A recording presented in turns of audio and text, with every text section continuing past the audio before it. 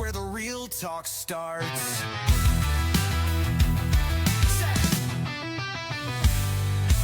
So take a seat, have a chat, table talk, where the real talk's at.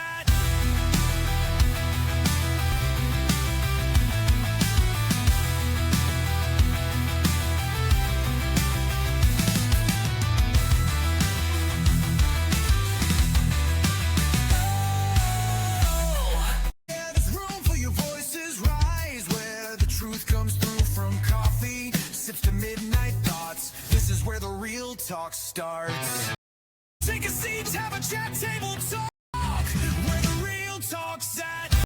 Good evening, everybody. We're glad you are here tonight. And we are trying out some new sound equipment, so we'll see how this goes. We are going to make a part 2 from last Saturday about do Christians have to conform to other Christian beliefs.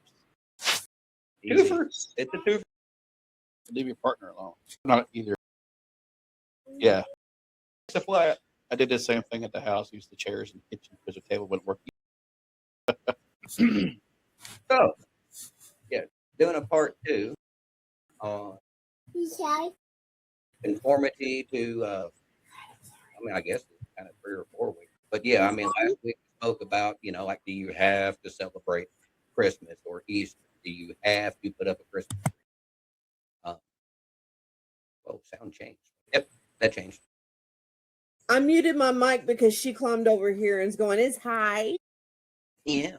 Well, So she's I good saying hi. muted it so, it would be a distraction for everybody. And muting it was a distraction.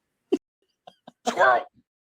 But no, we've spoke the last couple of weeks about conformity and whatnot. Like, do you have to do, what to do, what not to do? So where we want to head this? Well, to elaborate, like, say, for instance, I asked you if you celebrated the holidays. We don't do holidays, or Thanksgiving or Christmas, but we do the holidays, just not that way. Right. Like we do it. Like last Christmas night, we did the games all day. Just card games, I remember right.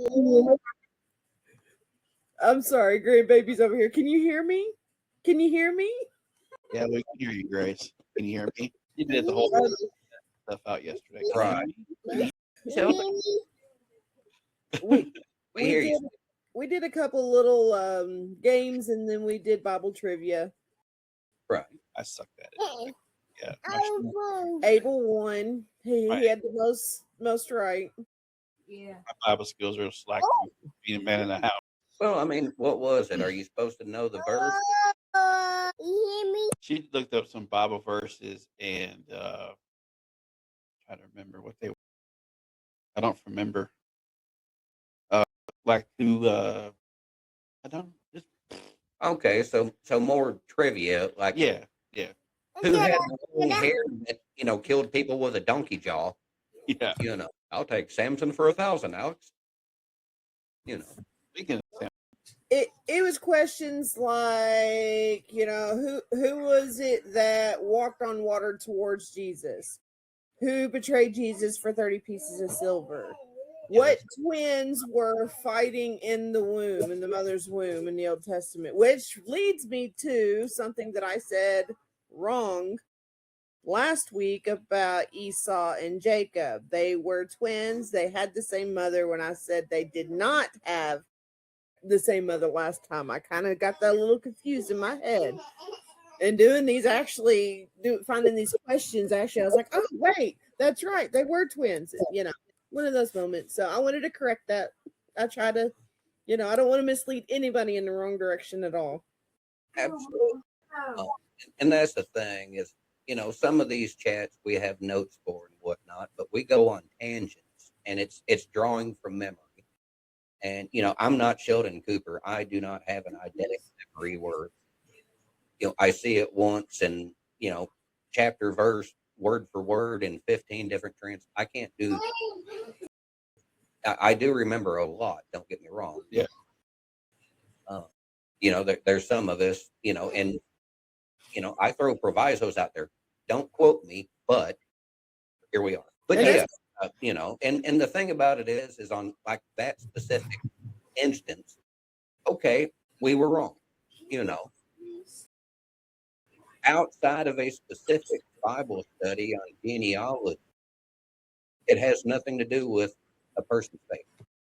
You know, and Yeah. I'm not saying that it's all right. You know, we need to be correct. Whether they were twins or not has absolutely nothing to do with the biblical message. So, I'm not sweating it. Not either, but I still wanted to do the right thing. And You know, we do need to, but I do believe that it is important that we don't necessarily have to know what they called Abraham before they called him Abraham, Right. unless you are doing a specific life study or, you know, because it is need to know, don't get me wrong, but it's not paramount to the faith. It's, you know, knowing that name is not going, you know, your faith shouldn't be based on that, and finding it out shouldn't, well, I'm an atheist now, you know. well, and that kind of goes along with what we're talking about too. Do we conform to other Christians' belief? Well, there's a good example as to why we should always double check scripture. Always double check, yeah. And don't even take my word for it, you know, go find it. Absolutely. But we definitely go find it, especially if somebody has said, "Hey, I believe you have this wrong." Yeah, point it out, you know. We won't hurt our feelings. No, you know, just don't call me late for dinner. I might still be that too. Rude. There you. I'm sharing the live, so I don't forget. We had a friend that we both know asked about our live podcast today. Okay. That goes to church with you. Okay. I'll tell you his name when we get off. But, Right. He said he's interested in our episode today because he has his thoughts on it too. Right. Well, you know, and everybody has thoughts, and that's the thing is that there's so much of this that you do have to be careful how you bring it up, because there's certain things it's not specifically right or wrong, but the moment you say it's right or wrong, you become wrong. Become the villain. Well, I mean, not necessarily the villain. It's just you're putting context there that the Bible never gives. Right. You know, like I said, there's, you know, one of the examples I brought up is I had a boy ask me, you know, hey, at our church, we always do a potluck. I'm like, well, that's not scriptural. I mean, specifically, it does tell you to eat, you know, but that's the Baptist. Well, and I really don't think this was a Baptist church. And surprisingly, all churches like to eat, it seems. Yeah. Which I can't fault them for that. But, you know, in that example, okay, that's what that church does. Every Sunday after service, they do a potluck. Great. I'm happy for them. There's nothing wrong with it. That is one of their traditions. But if anybody in that church tried to say, hey, we have to do this, it's scriptural, anybody that does not do this is anti-scriptural, they've crossed a line and added context that's simply not there. And that's the point I'm making is, you know, there's certain things that, you know, not everybody's going to worship in the same aspect. Right. Not everybody's going to, you know, there is a reason we have denominations outside of we simply can't get along. The core tenets of the faith, Christ, the resurrection, earth, virgin birth, so on. I mean, there's certain things that we're all going to, you know, we need to agree on. But other aspects, like the potluck, acapella, piano and organ, or full accompaniment, you know, that those are, I don't want to say gray areas, but they're not specifically in the New Testament. You know, so you can refer back to the old, you know, or this is how we like to do it, and that works for us. The moment you say we're right, you're wrong, you're somewhere between judgment and, I mean, would that count as blasphemy? Maybe. Depends how far they go into it. Right. I had a friend I mean, potentially false prophecy, because if you're adding context to the Bible that isn't there, you know, It so benefit in his case, yeah.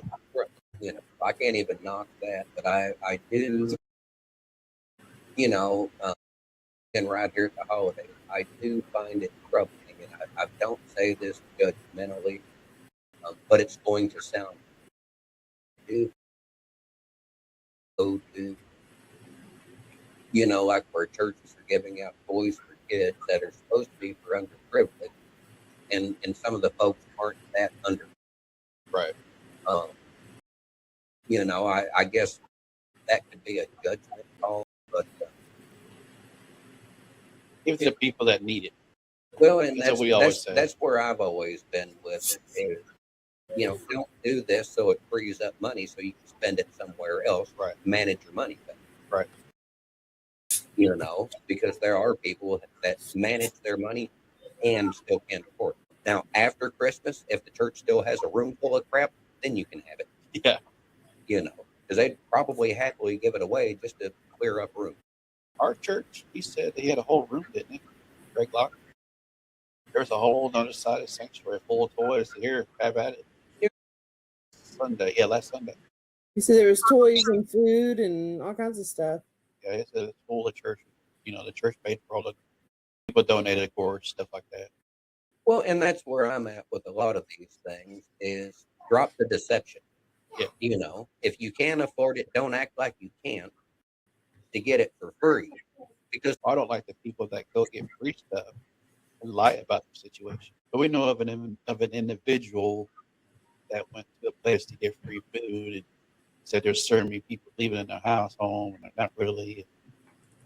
Again, I don't say this in judgment, but if you have to deceive in order to achieve, probably better not. Yeah. I mean, there's certain things, on a moral level, err on the side of caution. I always told my daughter growing up, if you don't know for sure what my answer will be, if you don't know if you should or should not do something, don't do anything. No.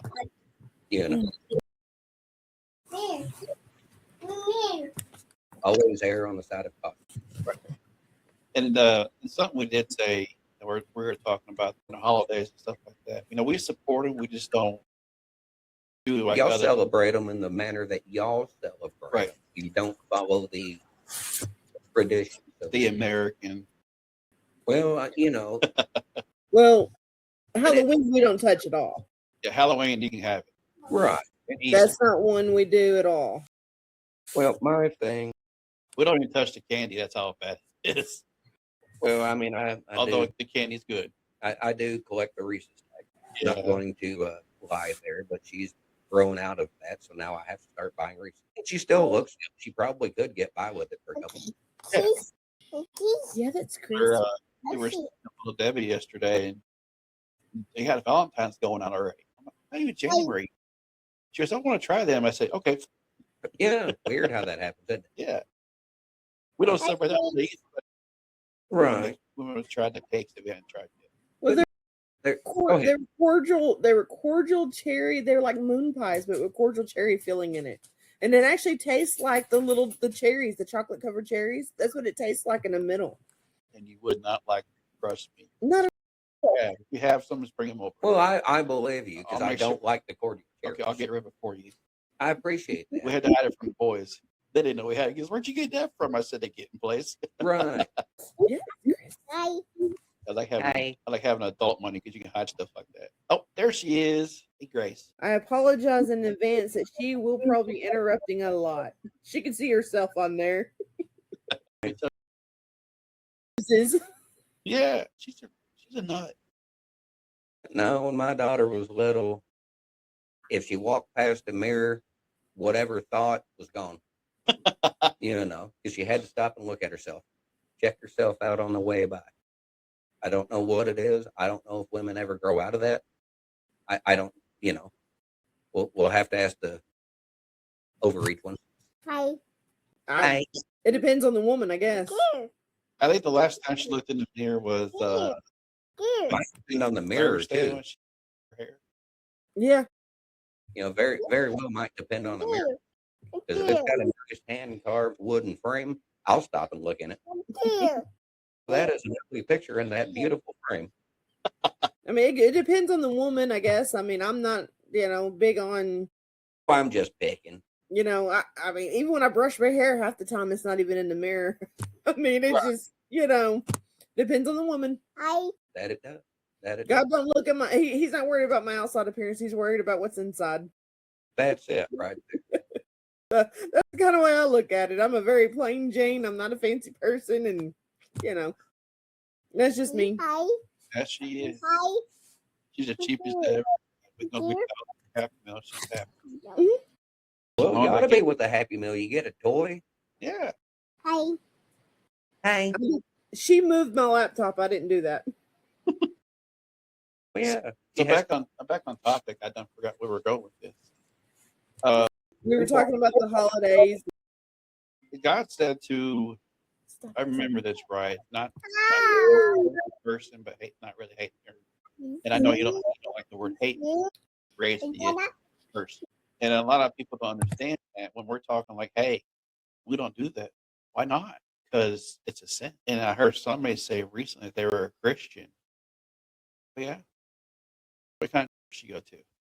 I don't. Oh, we don't either, but, and I said, of course, we got to talking, and I said, what are your beliefs? He said, he believes that pigs is good food and cow is good eating. I'm like, I'm not going to argue with them. and it's like, respond to that because where's the buffet at? Yeah. And he's just like, I'm a firm believer, and I said, yeah, that's where I'm at. I'm a firm believer in Jesus. That's where we're at. Right. Now, we may not attend in a church building, but we still do church. Well, there's a lot of shall we say misconception about it. Yeah. As believers, we do need to make an attempt to be around like-minded believers.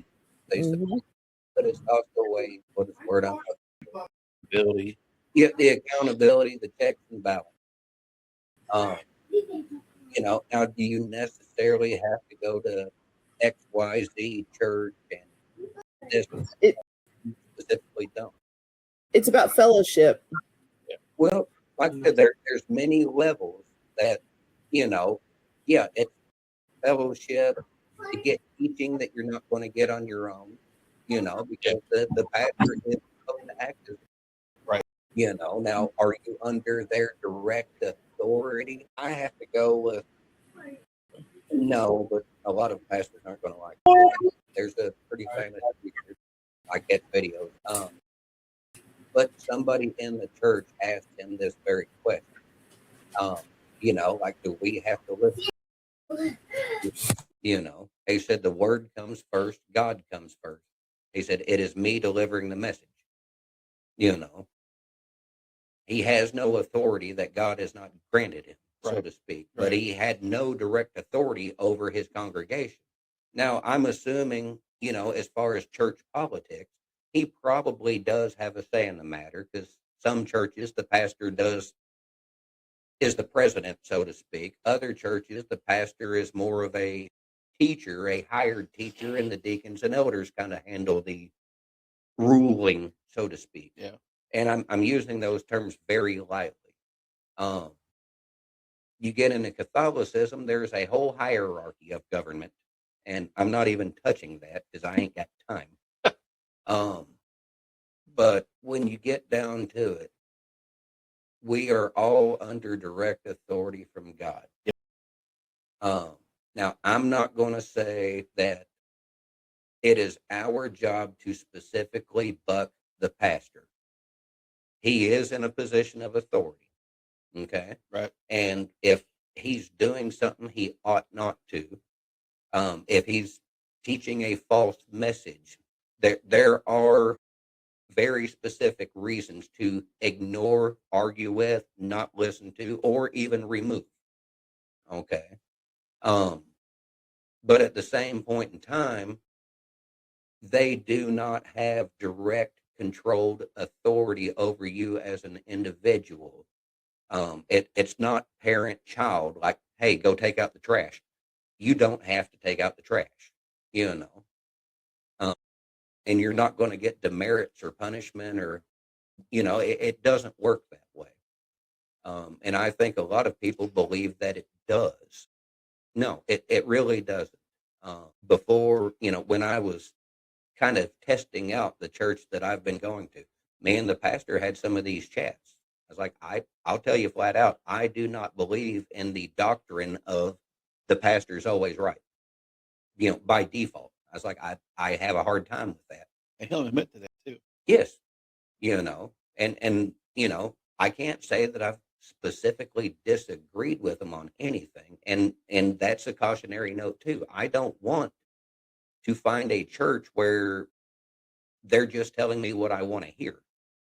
You know, I want to learn, I want to grow, but I also have powers of reason, you know, and I have a memory. And I told them flat out, it's like, you have to be careful, because if you tell me this verse means this, and then 6 months later you tell me that very same verse means something else, I'll remember, you know, and it'll flag a red flag, and we're going to have headbutting happening.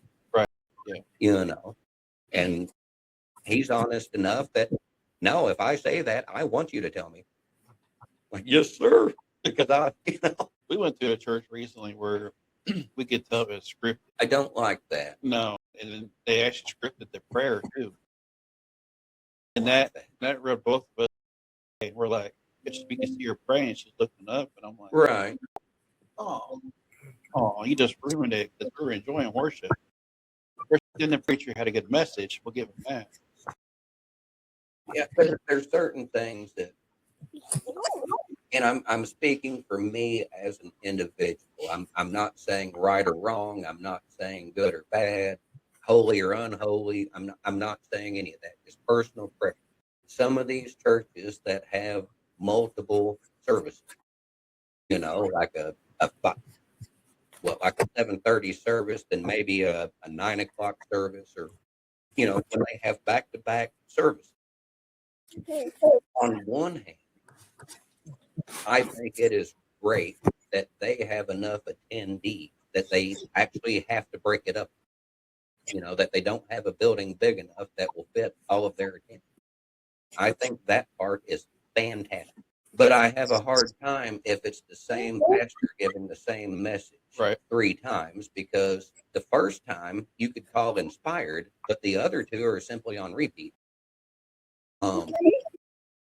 Now, if you had it set up with associate pastors where basically they all shared the same notes, but it wasn't scripted. It's like, we're going over this, and these are the notes, but preach it the way you would preach it. Right. Okay. I can deal with that, unless God specifically, you know, if the Holy Spirit leads one of them, it's like, yeah, we're supposed to do this today, but God said, hey, do what God said.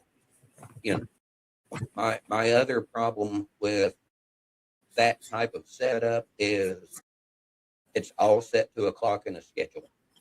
And in my experience with what I would call Bible believing but spirit, God has no care what the clock on the wall says. He doesn't care if you get to the buffet on time. Right. When the spirit moves, the spirit moves. And if you're worried about the clock, you're the one quenching the spirit. Yep. You know, and that I will say. And if that rubs wrong or offends, read your book. Our preacher don't care. He just lets the Holy Spirit take over. You get there when you get there. I was in a service. It's in a local enough church.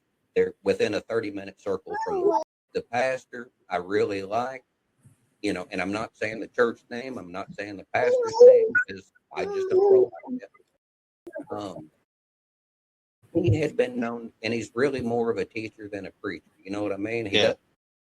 And he brings the cookie jar down off the top of the fridge where the rest of us can get our hand in there. And I really like that. He had been known to run over a little bit, like service always started at this time, give or take worship. You didn't get out by 11:30 or 12 o'clock. You got out within a 15 to 30-minute window. You know, plain and simple. And if he didn't have much to say, you got out early. Like he didn't just rattle to fill out the clock. But there was a time I went up there just from the soreness of my butt from sitting in the seat. I knew that we had run over, but I refused to look at a clock. You know what I'm saying? Yeah. We got like just thinking in my head, like, well, he probably run, 30, 45 minutes over, about 3 hours. Wow. And never, I mean, like we knew it was longer than normal, but would have never guessed it. I mean, I was surprised. I'm like, he needs to do that every Sunday. Yeah. I'm like, if he can preach a message that good that you don't realize how long it's actually been, Yeah. I'm like, I'll sit through that. I'll bring my own cushion. Yeah. I'll be rude and sit on the edge. That way I can stand up and let my butt grin there for a minute. But that's what we need. That's when you know it's a good message, when you can't tell how long it's been. Absolutely. It's been 30 minutes. No, it's only 3 hours. What? The same preacher I accused of having one of his, I don't want to say underlings, but a representative of the church would come out and visit you if you filled out the visitor card and all that. I accused him of bugging the house. And I'm not lying. I flat out accused him of bugging the Because house. it's preaching stuff that you're struggling with. And stared at me when he brought it up. I'm like, y'all smell barbecue? That's my rear end. Talking to me. Yes, Lord. Yeah. Are you sitting there naked eating a bag of, Cheetos and beanbag chair. Right. Maybe. But no, he, and I haven't been in years, and I have seen the gentleman through, I think the last time I seen him, it was a funeral. Like I said, great guy. I got God pointed me in a different direction, but I loved that church. A little bigger than I personally cared for. Right. But I'm not going to knock the church down at all. But I honestly, and I know people that go, that if he was preaching a false message, I can't see these individuals going. I can't. I'm around them too often. Does that make sense? Yeah. So I'm going to say that, and like I said, I'm not advertising for that church or the pastor. That's why I haven't said who and what. So that's the way it needs to be. It doesn't need to be on your time frame. Now, I do think punctuality, it needs to start at whatever time you say it. I've played on worship team for like a decade. Sometimes the spirit moves and it just doesn't care what you had. The other church, it seems to be, when you get out of the hymnal, stand up, sit down, hymnal, do this, stand up, hymnal again. When you get out of that scheduling routine, a lot of the churches, I would say, do anywhere from 3 to 5 songs. Then you do your message and whatever church business needs to be done. You might do one at the end, you might not. Go home. Right. I can remember more than one. We got to the last song. The people were praising. Some of them were, head back, hands up. Some of them were face down. Who knows? Like if they start squalling, I turn around because I can't deal with that. Yeah. And I don't mean, like I can't emotionally deal with that. I'll start squalling. I can remember once I would easily say we played worship for like 2.5 going on 3 hours. And if that's what God wants, Bet you it felt good. it did. Now my fingers actually bled on that one. And I'm not trying to exaggerate. I get real dry skin, and but so be it. And that's the way I've seen it. Like my hand hurts, so be it. I'll do that every day if that's what God. Now don't get me wrong. I don't know that my hand could actually handle it, but by choice, I'll do it. But we are. I mean, is this related to? In a way, I mean, It's just showing how direction you want Different it to go. beliefs. Right. different beliefs, different church setups. You know, just because one church does it one way doesn't mean that it's necessarily wrong or right. Right. You know, like the church that I say we attend, we watch it online a lot. I mean, their normal worship service is 2 to 3 hours long. That's normal. Yeah. Yeah, worship. Yeah. That's just the worship service. That's not the preaching. Yeah. Yeah. I'm good with that. You know, but you know, like you said, there's some that have their set time limits too. Well, my thing is if you can relax some of the formality that simply does not have to be there. Like for instance, if your church regularly has 2 to 3 hours of worship and then at least another hour of preaching, don't get uptight if somebody eats a snack cake. You know what I mean? Like they're hungry. Give them the word, let them have their little Debbie, and go, mind your business. They But don't- pass out free waters, you know. Right. But don't clip You your know. toe. No, because you shouldn't even have an ashtray to put them in. Oh, they weren't in the ashtray. They're all over the floor. They were the person who kind of at our church. She clipped toenails throughout the whole service, and you can hear the nails. And we got up, and they were still on the floor. All right. As a general rule, I'm going to agree, don't do that. However, if your toenails look like you could swoop down out of the sky and get your meal out of a body of water, trim your damn toenails. But do it at home. But do it at home, not in the middle of church. I mean, Honestly, if your toenails look like that, do it wherever you're at. But the funny story is, the preacher thought someone was clicking their pen Oh, this whole time. He's like, "Who's ever clicking a pen needs to stop." But they didn't stop. right. Because it Well, it wasn't wasn't pen. clicking the pen. In this same church, you're talking about, they have 2 services. They have 2 songs, welcome, 2 songs, preaching. It's Right. all set time. I mean, at one point in time, they're going, Right. Yeah. Now, I don't agree with that. Yeah. Now it's different when you have a specific, church knows we're having church, but there's a funeral service at 1:30. that makes sense. Right. But beyond that, no, don't be looking at your clock.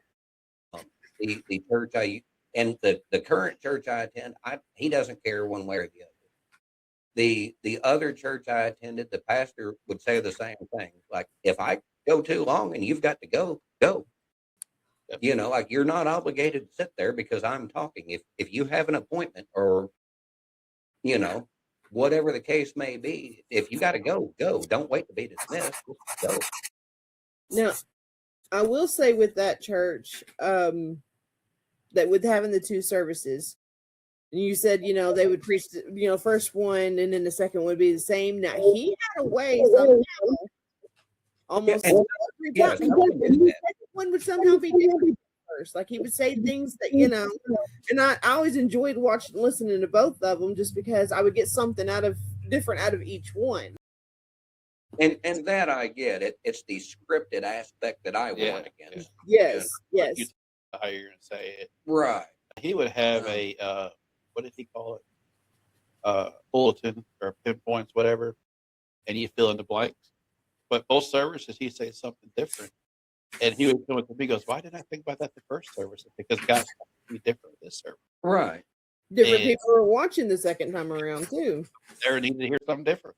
Well, there's that. That was me most Um, I'm passing this along like third or fourth hand, but years ago, long time ago, I was attending this church and I was there with some other folks that had been going there for years, and something got brought up, and this preacher, he was a great guy, but he was a very elementary. It was the basic Christianity, and there is a place for that. Don't get me wrong. I'm not knocking it, but I need more than that. Yeah. Like I'm a sponge. I'm going to soak. And I brought that up with these other folks. I'm like, does he ever go into depth? Because there's more that I'm just not getting. And they kind of looked down. It's like I got curious because I've heard some of these sermons, and then started taking notes. And it's like the first Sunday after January 1st, will be this sermon. The next Sunday, it's like it's all on his. He'd been preaching so many years, he already had his sermon. And, I'm like, it's great that he keeps his sermons and has notes. But if you have enough to do the year and funerals and birthdays and, you've got some extras in there for special occasions, if there's no new material coming, is he even reading his Bible? Right. You know what I mean? And like I said, I'm not trying to knock that individual at all because I don't know where he was. But like I said, for me, the entry level elementary works for something that I don't know, because you got to start somewhere. But once you get to a point, like, I need more, Right. And, I've brought similar conversations up to others, like, well, you should be reading your Bible. I'm like, yeah, the problem is that I'm also supposed to be being taught and fed. And if I'm learning more on my own, then who am I supposed to ask questions to? Does that make sense? Yeah. And I'm not saying that they won't know the answer, but it's the optics of it, I guess. I'm like, if I'm learning more reading it myself, what do I need them for? And I know I shouldn't say it that way. I shouldn't think about it that way, but that's exactly how I do. Right. Which, fine, maybe I'm wrong, but it is what it is, and God will deal with me, and deal with he will. Yes. Don't get me wrong. I have no illusions of, Well, we have teachers for a reason, and that's because they know more than us, or they're supposed to. And I won't, like I have heard pastors kind of give the same sermon again, and I won't fuss because there might be somebody out there that didn't hear the first one. I get it, but if it's on a rotating schedule, I need more than that. Yeah. And I've heard people say, well, you need to go to Sunday school. It's not that I disagree, but not everybody can make Sunday. For a lot of people, the only church they get is the one time that they get there. They have a different schedule, and maybe they should free it up, but needs must. And and that's where I'm at with it, is that's between them and God. But whatever, and for most of us, the Sunday morning service is the bread and butter. That's where we get our main dose, so to speak. That needs to be a banquet. That does not need to be cheese and crackers. Right. Now I fully agree. We need to be reading the Bible daily on our own. Yeah. That there's so much of that we need to be doing. We can't lay that at the pastor's feet, like, hey, you need to feed me for all week.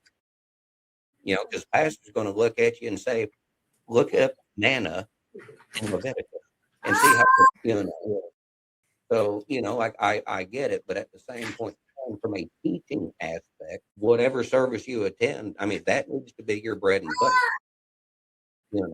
Well, ultimately, at the end of the day, our relationship with God is just that, our relationship. It's not our pastors, it's not our husbands or, whatever. It is our personal relationship. Yes, they're supposed to help guide us and teach us and give us the tools so we can study on our own. But ultimately, at the end of the day, what we put in is what we get out. Yes. And like I said, I'm not one that I wouldn't tell people to leave a church unless there are real circumstances. You know what I mean? Yeah. I do not agree with the policy of stopping speak, because generally, and not every time, but generally what you find there is people are looking for a message. Basically, they're looking for their beliefs coming out of somebody else's mouth. That's not correct. Okay. But I will say if you are attending and you're reading on your own and you still feel like you're not getting fed, you need to pray over it, because it might be time to, level up, so to speak. Well, And I'm not even saying that all of these pastors are bad or even entry level, but you might find somebody that'll tell you the exact same thing worded differently. And then that light bulb clicks. you were also, yeah, you have to remember also, like, not every church, there's no church that's going to be like perfect to your standards. It's just not. no. Every church is going to have some things in it that you're not going to like. So you kind of have to look at, for us, we walked away from a church we went to for, a decade. And that was the hardest decision for us. It was not easy. And it really broke our hearts to do it. But we had to look at. I can, but I can't hear what anybody else. We had to look at what we were seeing, the things that we were seeing versus what, the Bible was teaching, and were they lining up? Well, and that's the thing. And you do, anytime one of those red flags come up, you do need to stop and like, is it me? Like, am I seeing this wrong? Am I interpreting it wrong? Yes. Go ahead. But when it's a repeat thing. Well, but again, I always double check to make sure yeah, absolutely. I mean, it took us 3-4 years after starting to first see those little things. We're like, I don't know about this. It took 3 or 4 years and a lot of prayer for us to make that decision. No, I get it. So there are circumstances, I believe, where you do need to, and we can go back to the seasons. There's a time and a place for what, and we talked about this. I forget the Bible verses exactly, but there's a time for, joy. There's a time for grief. There's a time for, We discussed that very verse about a week ago. Where was? I can't remember where it was at. Ecclesiastes, maybe? I want to say Ecclesiastes 3. Because it was going along with my blog post. Me and you were talking about it. I bet you I could find it. I bet you I still have it. But I think it was on Messenger. But I think it was Ecclesiastes, but I don't remember. Don't hold me to that. But I don't want to be wrong on that. Well, give me just a second.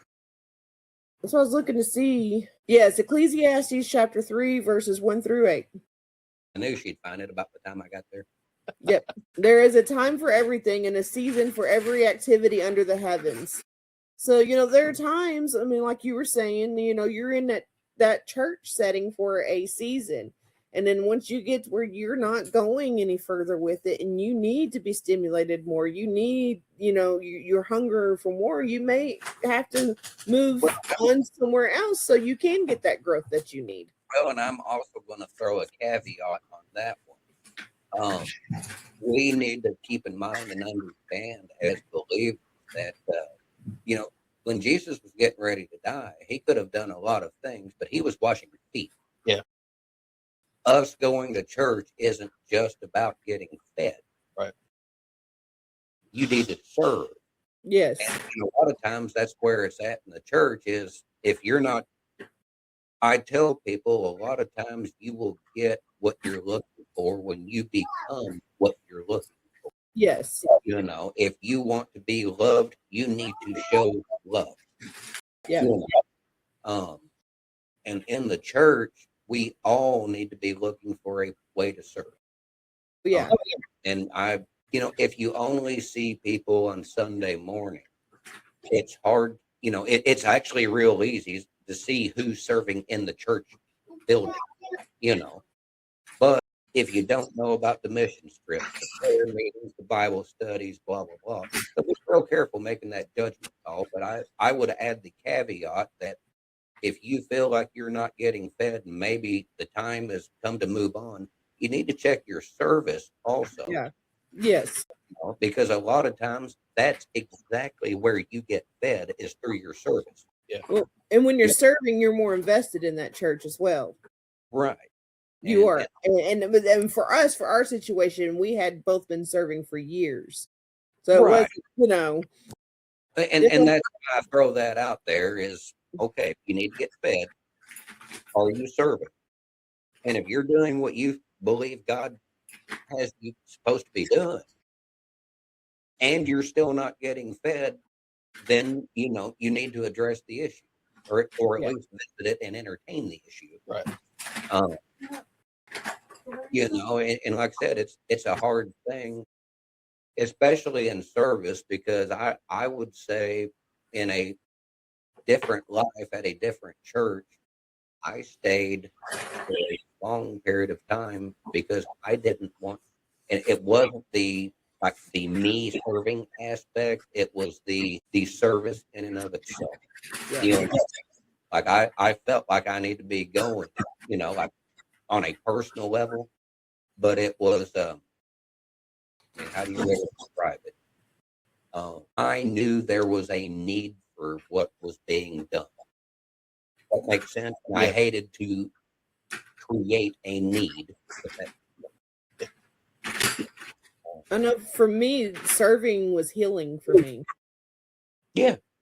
It really was to be able to give back and to, that helped heal parts of me that had been broken and I felt like had been just ripped away from me.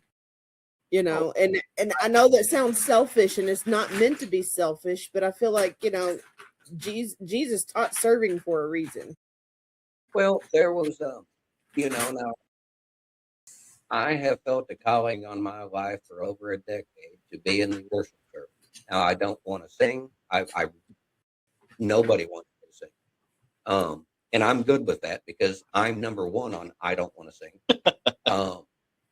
But as far as playing and whatnot, now I fully get that not everybody on an individual, not all musicians can play together, and not every church has a need for 15 guitar players or 12 drummers or whatever the case may be.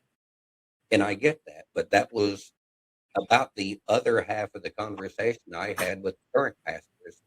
I need to serve, but more specifically, I need to serve in this capacity. If y'all have if we can make that work, great. If y'all are good on that, hey, that's great too. But I've got to find somewhere where I can do what God's put on me. Right. And don't take that like an ultimatum. Like I'm only coming here if I get to do, it. And I told him it's not like that. But I have to answer to God first. He's like, no, I mean, if God's told you that, then, who am I to argue with you? And that's my thought, unless God tells you something completely different, let's just all do what God said and it'll be all right. It's funny because since we have stepped away from the church building, so to speak, Right. Because the church we attend is, almost 3 hours away. It's a far drive, so we try to make it when we can. And an opportunity come up for me to volunteer for a place that actually helps the community, and they were needing people for Saturdays, and I'm like, well, guess what? Saturday's the only day I can help. So so I started volunteering, and I've only volunteered 2 months because they're only open one Saturday a month. But I've actually talked to them about opening up twice a month and me doing both, and then seeing how it works, and maybe building up to where I do it every Saturday. I don't know, but I told Ken, I was like, or DJ, I was like, I needed that. I didn't realize how much I needed that. Well, he's got DJ up there. People who don't know us are not going to know who that is. So. But I was like, I didn't realize how much I needed that to give back like that, and how much difference that has made just in the couple of times I've been there for myself. Serving makes a world of difference, especially if you have the right heart. There is that passage in James about, saved versus works and so on and so forth and all. And while that is a completely different sermon, if you want to work the coffee bar at church because it's a public position so you can be seen or whatever the case may be, I'm sure there is a need for somebody to run the coffee bar at church, but your heart's not in the right place. Yeah. If you are one of those people that like doing volunteer work so you can be seen doing volunteer work, you need to stay your butt at home. Yeah. You know, if you're approaching it with the wrong attitude, now don't get me wrong, once or twice, hey, go for it, do it. Maybe you'll have a change of heart. But If it's about the title, then it's not the right reason. we years ago, you know, smaller churches have a hard time finding people that can play music. And I had a lady approach me. She is my senior. Okay, I'm not going to throw an age out there, but she's older than I am. We got done with church one day, and she came up to the stage like, I used to lead worship at another church. I can play the piano. I can read music. I sing a little bit. I do not want to lead, but if y'all need help, I'll think about it. And I thought, I just scratched my head, and I'm like, you're exactly what I want up here. I want somebody up here who does not want to be up here. You know, she was up there next week. You know, and bless her heart, love her to death. Love her to death. We still kind of keep in touch. You know, of course, the church was kind of in the middle of both our houses. I drove half an hour in one direction, and she was almost a half an hour on the other side. Okay. And when I want to say it was maybe their son started attending church. He started attending 20 minutes the other way for them. So to show support, they started going to church out there. Hey, no, do what you got to do. But no, I mean, great people. But that's exactly what I was looking for. I can do this, but I don't want to be up here. Well, guess what? Front of the row. Yeah. You know, because I've dealt with ego. You know, it has no place in a worship. We had a couple of those at the previous church. You could tell they were going against each other during worship. Yeah. You know, there is no room for pride, ego, arrogance. You know, I'm the best. It's not even a performance. You know, and that's what's different is if you play on stage in any other setting, at the park, at a bar, in front of 20,000 people, it is not the same as playing worship at a church. No. It is not the same. No. You know, and it is a mental thing. Like I just would be happy if I had enough cord to be back behind a curtain somewhere where nobody can see me. You know. But I also try not to draw attention. That makes sense? Yeah. You know, because it's not about me. It's about service. It's about God. Yeah. But yeah, She's singing. I don't blame her.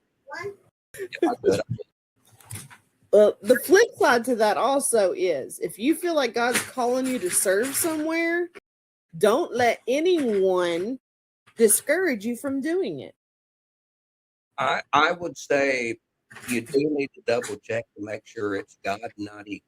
Well, yeah, absolutely. But you've got some that, they know that is their calling. And then you get, people that are like, well, I just don't think you're the right fit for that. We are not to judge people's callings. I'm just saying. I do agree, but I don't like it in a black and white. Because like I said, I've had people that they want to lead worship but really can't sing. Okay. And after several trials, it's hard to hear. Okay. Well, a one calling is two different things, though. I'm not disputing that. There are folk that are called to the mission field. Yep. But most missions make you go through 1 or 2 years worth of service and what. before you ever get to go wherever the heck it is that you're supposed to go. And there's a certain amount of that I agree with and understand, because let's face it, a college age, well, at our age, I'm going to say child, a college age child is probably not prepared to just pack up and go to, I don't know, current Nigeria or South Sudan. You know, they probably need some prep work, Right. for something that extreme. But no, start out small. If you feel the need to serve at a soup kitchen, yeah, don't let anybody tell you different. You know, and it's not that I specifically disagree with what you're saying, but there are circumstances where I believe that there is a certain amount of preparedness needs to be at least looked into. And I totally get the God doesn't call the qualified, he qualifies the call. I totally get that too. So again, I would say it's kind of a judgment call. I have heard pastors tell stories of, well, I've had people come to me and it's like, hey, I'm being called to the mission field. Well, let's talk about this. Well, I can agree with the talking about this to see if that's what God's actually saying, but I can disagree on the, well, let's see, how do you word it? If the pastor is trying to interject themselves between you and God, that's where I have a problem. If he's trying to make sure that you are for real, I'm good with that. Right. No, absolutely. because they should. He's the shepherd. Well, the one we have here on earth. Yeah. So like I said, I agree with that.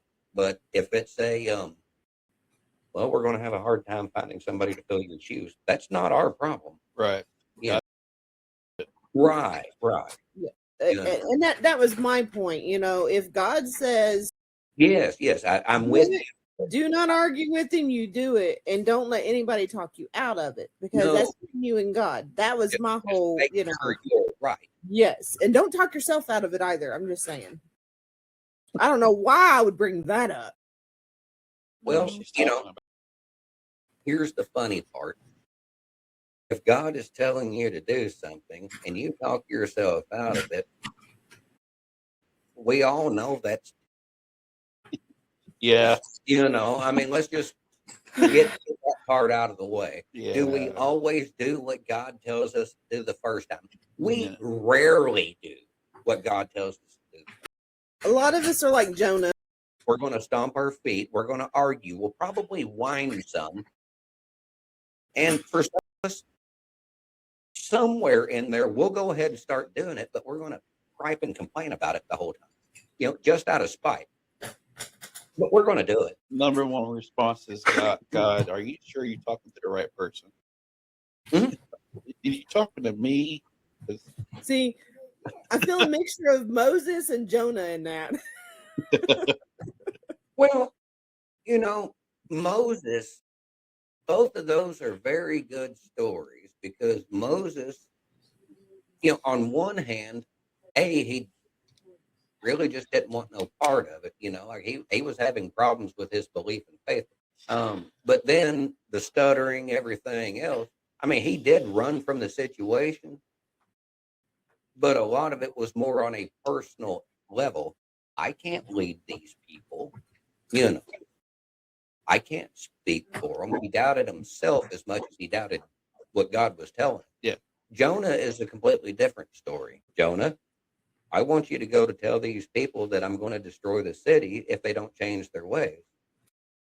Jonah says, why? I don't like them. You don't like them. Go, let's get it over with. I'll bring the matches and hot dogs. Let's go. And God said, no, I want to tell them first. Jonah's like, you're wasting time. We both know how this ends. I don't want to go over there. They already hate us. He's like, you're sending me in to be slaughtered. Beehive. Like there's a meme floating around that's well, I'm not. Cat Williams and made it to the Jonah story. It's like Jonah's running in the other direction and God's looking down. It's like, I can see you, right? Yeah. And there's a lot of truth to that. Like how often are we running from God like he don't know where we're going? Yeah, like you trip. Right. See that rock right there? No, you do now. It's like, God calling us and we argue with him. It applies to me pretty good with this podcast. I argue with, 2 months?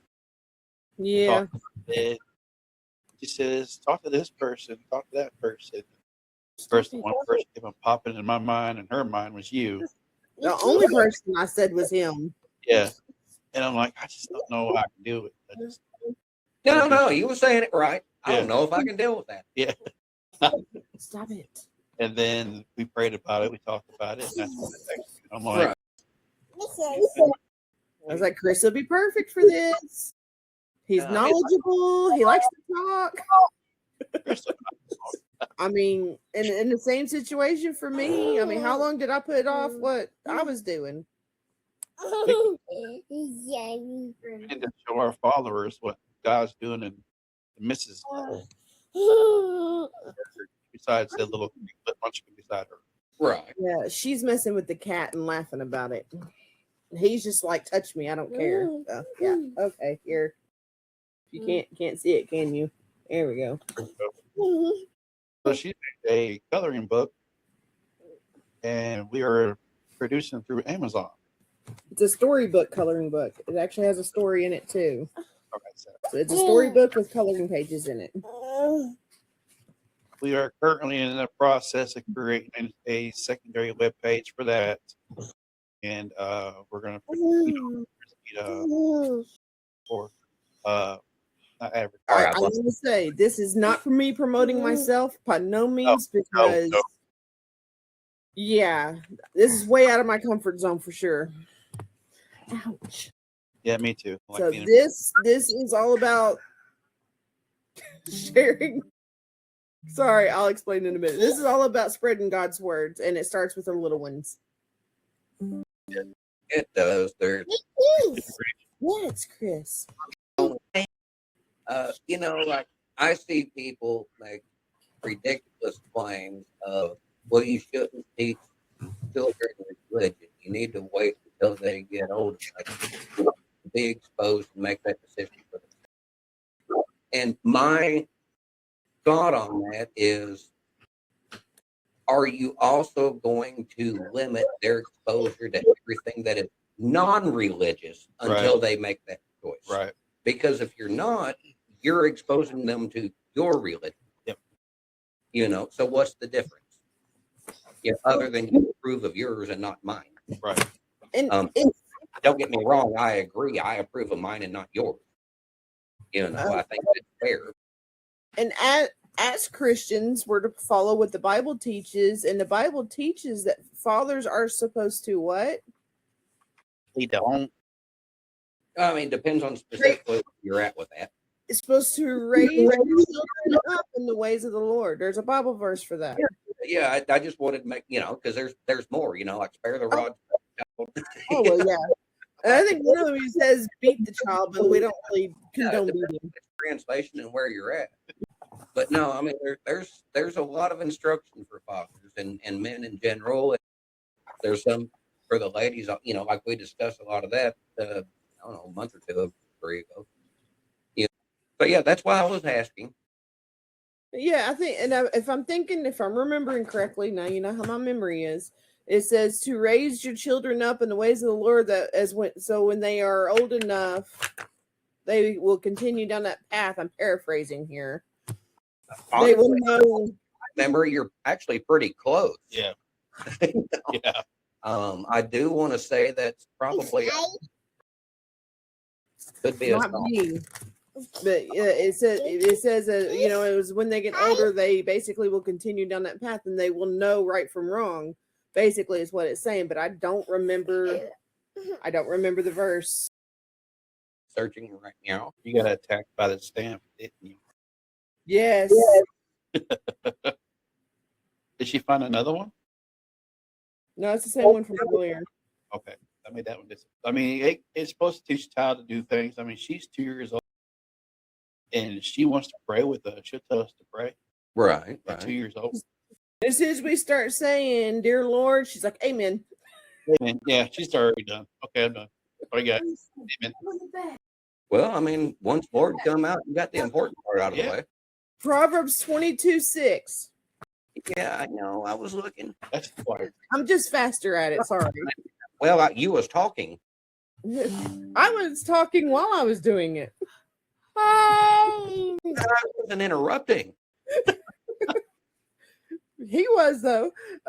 Says train up a child in the way that he should go, and when he is old, he will not depart from it. And it's often paired with Ephesians 6:4. Do not provoke your children to anger, but bring them up in the discipline and instruction of the Lord.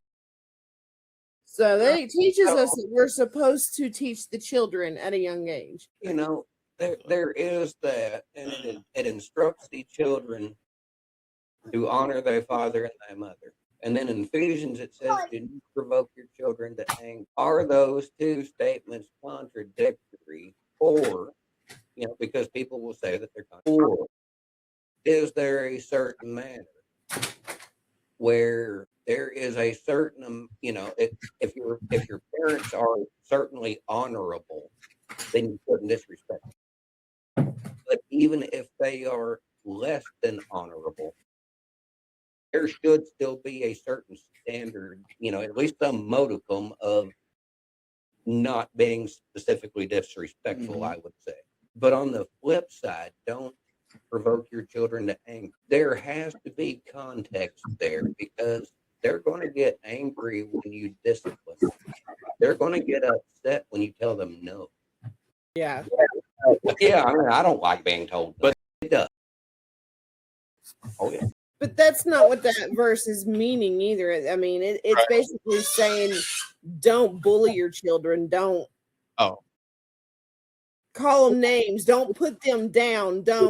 We are to discipline and love, not.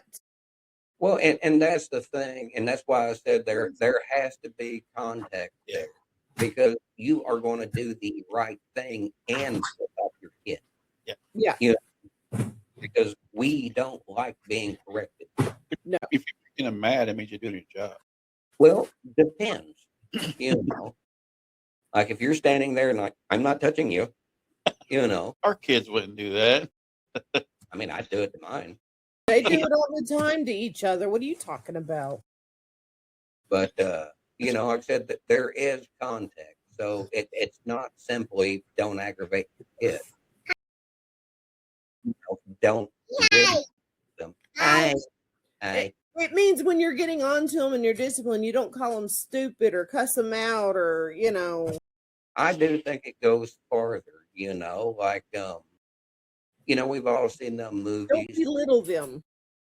like you're an adult, but your mom pulls out your baby pictures in front of a bunch of strangers, I wonder if she pushed a button. So we have no video for the missus, but there's still sound coming through. For the detail one. She hit the side button. Oh, they turn the camera off. Yeah. Yeah, I don't know how to get the camera back on. You pushed the button again. Stop touching. Why? Because I said. She said, "Oh." See, This is the no touching zone. this is why we can't beat our kids. Why you can't or why you should. Yes. Where's the nerd at? It says to touch the camera. There is no camera. Slide button on side of the laptop. I love kids. I love my Kids are great. And they truly are. They are a blessing. It is a trying time. It is. There's going to be ups and downs. No, I don't want to remove myself.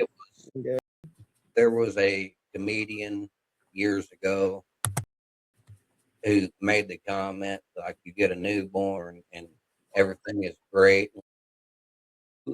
He's like, and God has a sense of humor. It's about 2 or 3 weeks later, it gets its smell. And I remember that because, the first several changes are, well, this is weird. It's different, but this is manageable. And then it turns into the stuff they put on the road before they tar it. And then after that, how can somebody the size of a squirrel make such a crap? Yeah. Like you're this big and you just craft like a grown man that's been to a 3-day buffet bender. Like, wow. Of course, I guess if I'd been holding it for 9 months, I'd crap too. Yeah.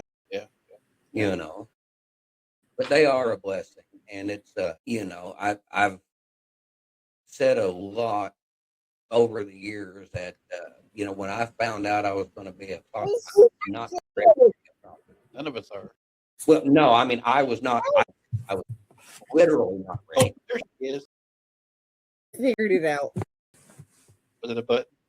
Yeah, there was a button on the bottom of the screen that has a camera on it. It got clicked somehow. Or when she put my laptop to sleep by hitting the button on the side, and it shut my camera off. We can still hear you. It's crazy. It just turned my camera off. Is all it did. Where was I? The child thing. Like I was not ready to become a parent. Oh, yeah. Yet at the same point in time, once the reality set in, I can tell you flat out, walking away was not, giving it up was not an option. Abortion was not an option. Right. I'm not going to go into, not going to word it all like, well, I was raised where. I'm not saying all that. What I am saying is, for me, manning up was the option. Actually, it wasn't optional. This is what you got to do.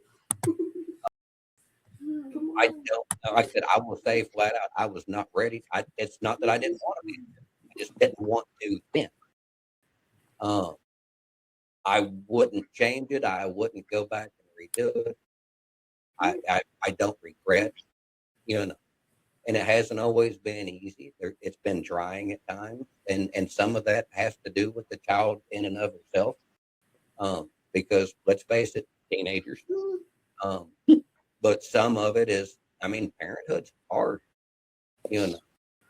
I made the comment recently, my cousin's father, and he put out, like that heart-wrenching post about it, because I guess they were close. I've met them, but guys, so I could see where he was. Yes. And I made the comment. Yep, it's a circle. Outside of pride,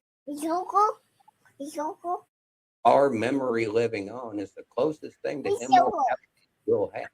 Right. But at the same point in time, it is our lineage, our descendants.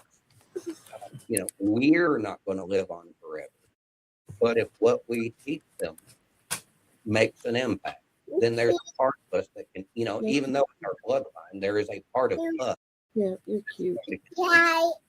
A lot of times we don't crap for a legacy. We worry about the junk we're going to pass down, or for that matter, all the junk we can spend on ourselves, and we don't care if it gets passed down or not. No, the future really is in our children. Yeah. No, you didn't. We're just talking I about think that. it is. Yeah. Well, that's good. But she will. Yes. She laid down beside me. She said, "Oh, grabbed her diaper." She said, "I pooped it." I said, "No, you didn't." She just smiled at me. She might have floated an air biscuit. And she keeps telling me she's cute. But no, the future really is in the children. Yeah. And there's a passage in the New Testament where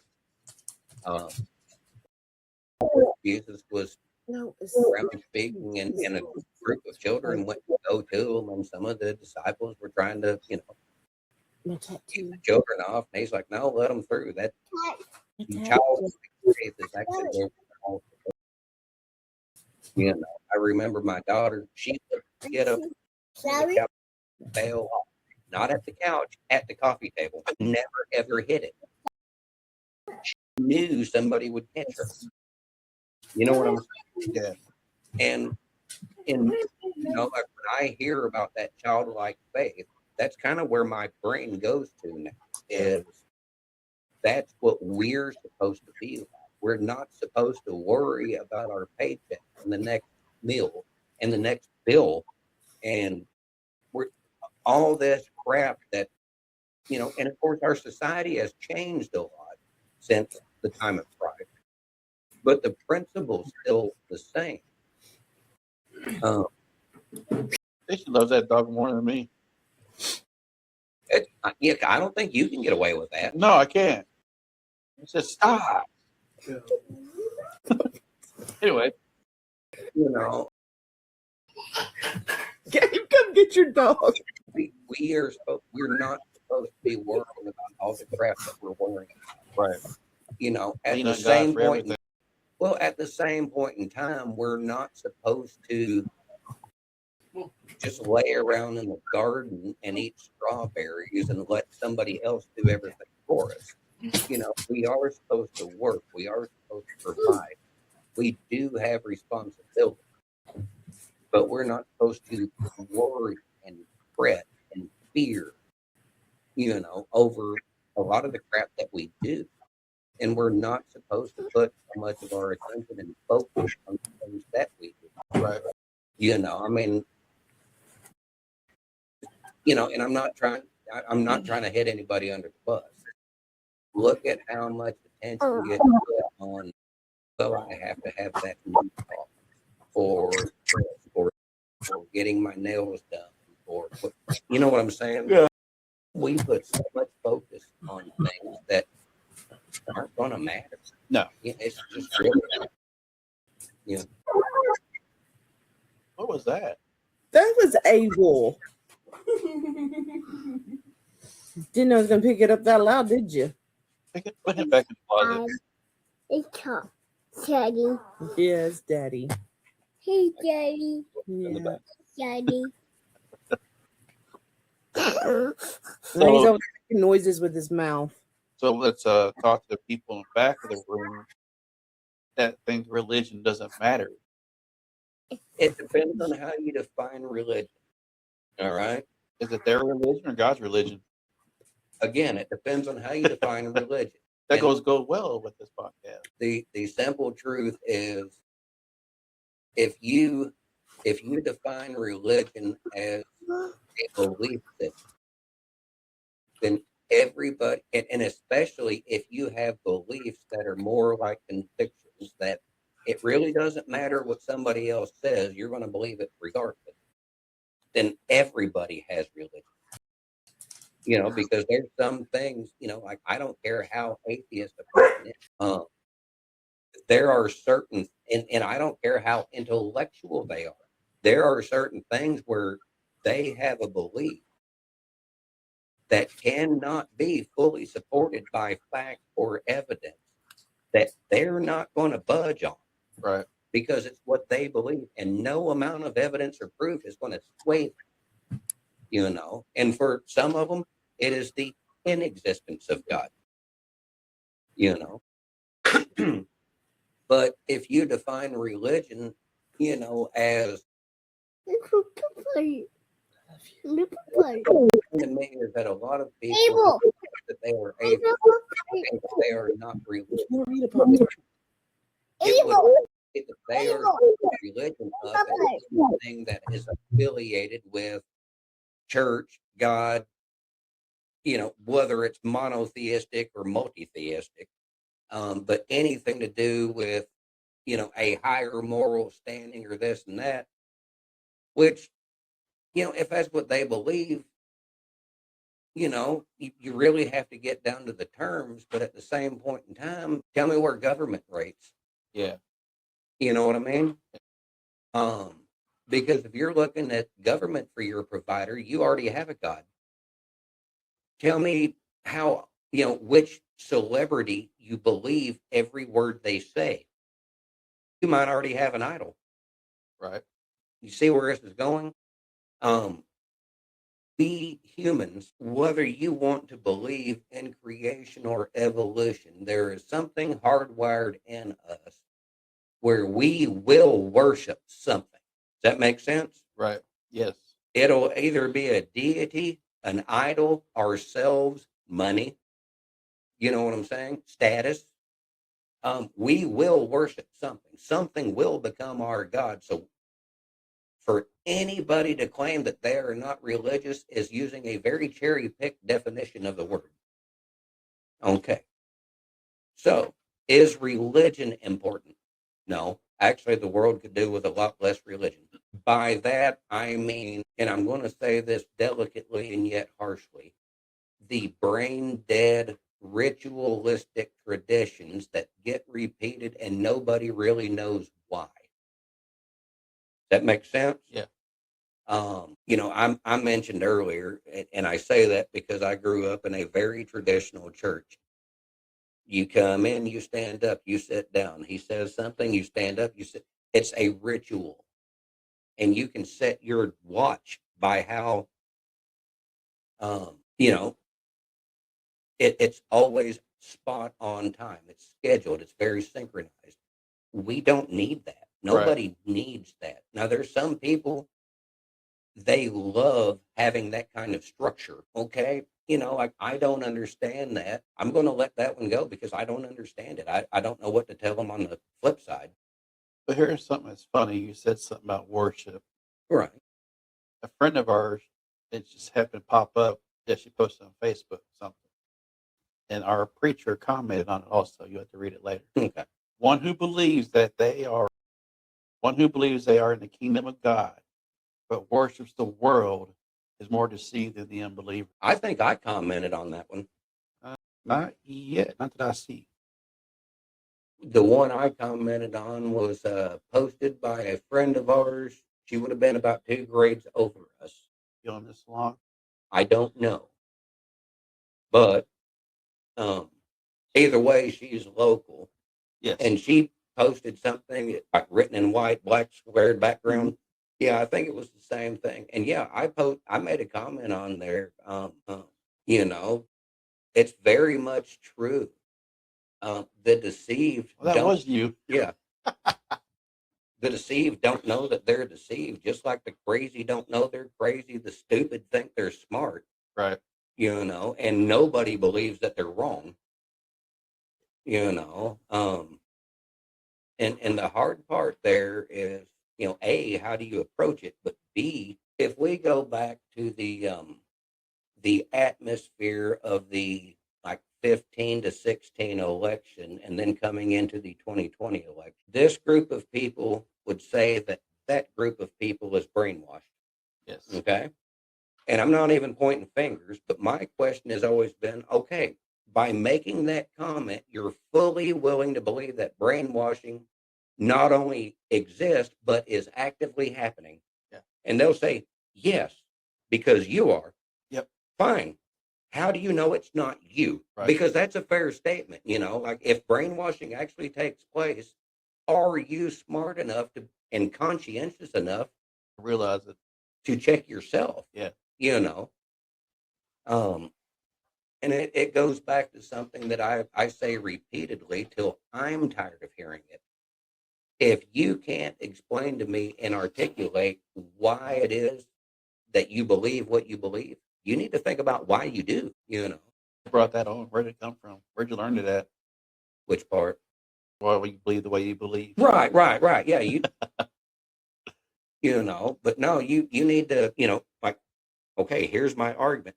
I've and I'm not trying to throw anybody under the bus. I've heard people say that we need nationalized health care, but less government. And I'm like, how are you going to accomplish that? Right. Yeah.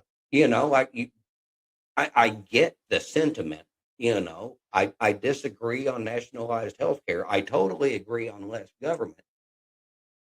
But without the disagreeing criticisms,, you're not going to get one without the other. everything the government sticks their hands in creates administrative levels and layers upon layers.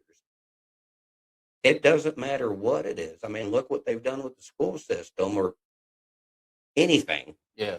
You know, like how can you reconcile having these two ideas coexist simultaneously?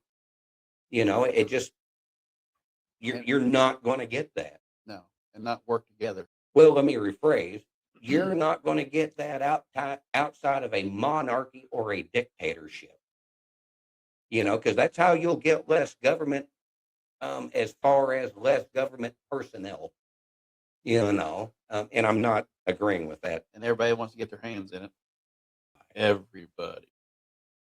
Well, what bothers me about a lot of our politicians, a lot of our contracts, there are a lot of people that look at tax money as free money. It's your money. Where in the crap do you think the government does not produce anything besides debt? Yeah. That's the only thing they produce. And every time they print money, it devalues the currently existing money. Government, you know, tax dollars is not free money. It came from somewhere, you know. So I don't understand the mentality of, well, the government's going to pay. The government doesn't pay for anything. You know, we do. Our tax dollars. Right.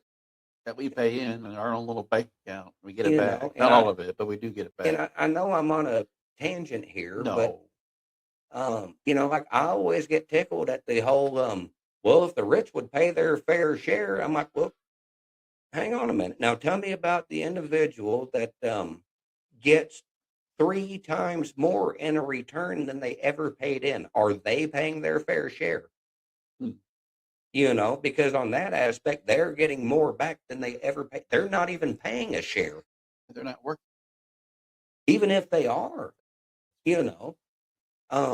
But yeah, especially if you're not working and get a tax return. Why are you getting a tax return? You didn't, you know, you don't even have withholding. No. You know, like, well, I've got 3 dependents. I've got 4. You're one of them. Yep. You know, so I mean, it's like I said, there's a lot of this. I just don't get the mentality. Yep. You know, like I have no problem. You know, there are like the food stamp or SNAP. What I don't know what I'll call it. You know, like I don't care if there's people that need define need, but need WIC, fine, great. It's there for people who need it, not for people to abuse it. Mm-hmm. Food stamps, you know. Medical assistance, there is assistance out there, and I have no problem for the people who need it.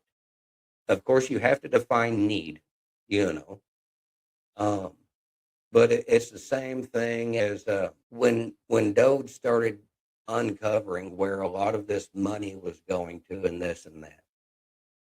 Overseas for pet projects of crap. Well, we all know a lot of it ain't going overseas. The biggest consumption of it is going to be NGOs here in the States. But my point is I would say something like, we don't need to be spending money on something this stupid when there are actual real problems going on.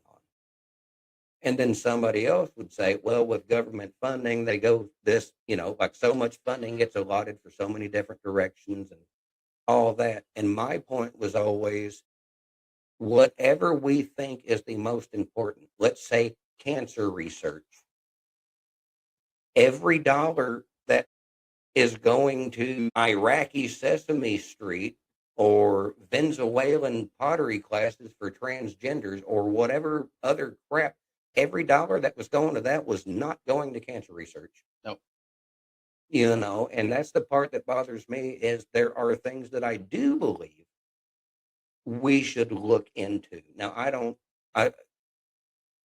agree with subsidizing industry. That's a completely different story.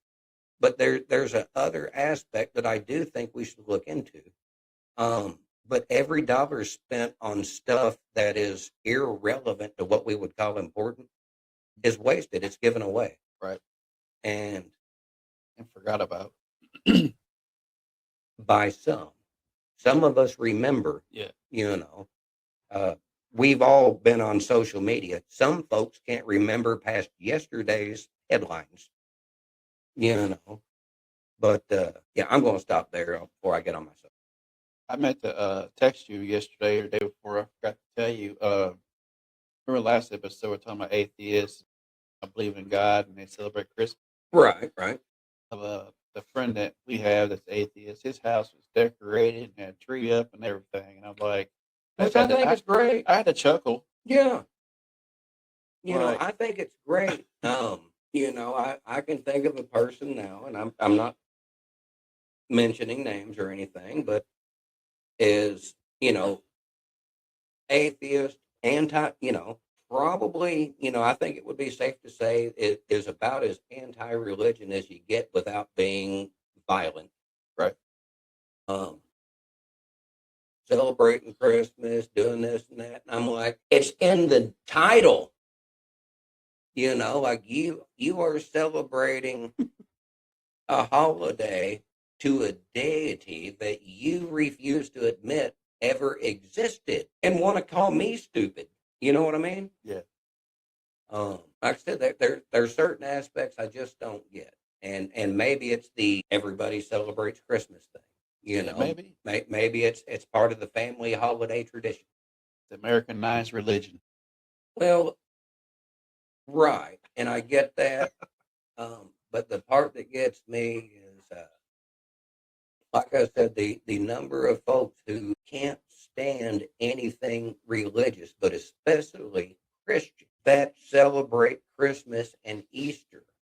You know, I'm like, as far as Americanized holidays, those are the big two for the Christian community. Yep. And these, you know, folks which are like very anti-Christian, you know, and I'm not going to say that they're like complete haters, but maybe just a step down from that. So, you know, celebrating Christmas and Easter. And I'm like, and you call us hypocrites.